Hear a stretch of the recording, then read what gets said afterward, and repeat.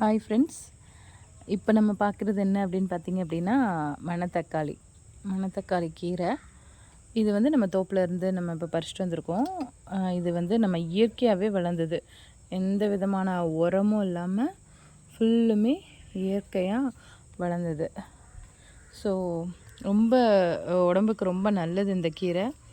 பறிச்சுட்டு வந்ததுனால கொஞ்சம் வாடிடுச்சு, நிறையா காய்ங்க இதில். அப்புறம் மணத்தக்காளி பழம் குட்டி கிரேப்ஸ் மாதிரி கொத்து கொத்தாக இருக்குது பாருங்கள். நான் எடுத்து காமிக்கிறேன்.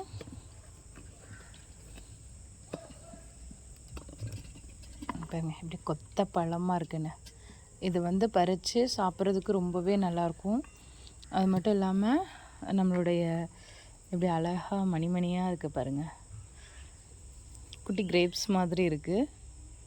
இது வந்து வயிற்று புண், வாயில் ஏற்படுற புண்ணு, அப்புறம் வந்து உடம்புக்கு சூடு இருந்ததுன்னா அதெல்லாம் குறைக்கும் மணத்தக்காளி பழம்.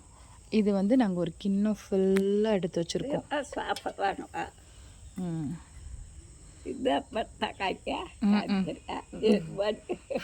எங்கள் பாட்டி கேட்குறாங்க, இதுதான் மணத்தக்காளின்னு காமிக்கிறியா அப்படிங்காங்க.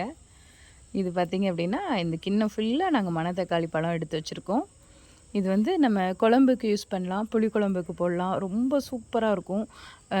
நிறைய பிரச்சனைகள் வந்து மணத்தக்காளி கீரை சாப்பிடும்போது க்யூர் ஆகும். இயற்கையாக விளைஞ்சது வந்து ரொம்பவே உடம்புக்கு நல்லது. இது வந்து நம்ம செயற்கையாக விளைவிக்கும் போது என்ன பண்ணுறாங்க அப்படின்னா நிறையா பூச்சிக்கொல்லி மருந்துகள்லாம் போடுறாங்க. பட் நமக்கு இது வந்து இயற்கையாக விளைஞ்சது, ரொம்பவே நல்லது உடம்புக்கு. ஸோ மணத்தக்காளி கீரை பிடிச்சவங்க ஷேர் பண்ணுங்கள், சப்ஸ்கிரைப் பண்ணுங்கள்.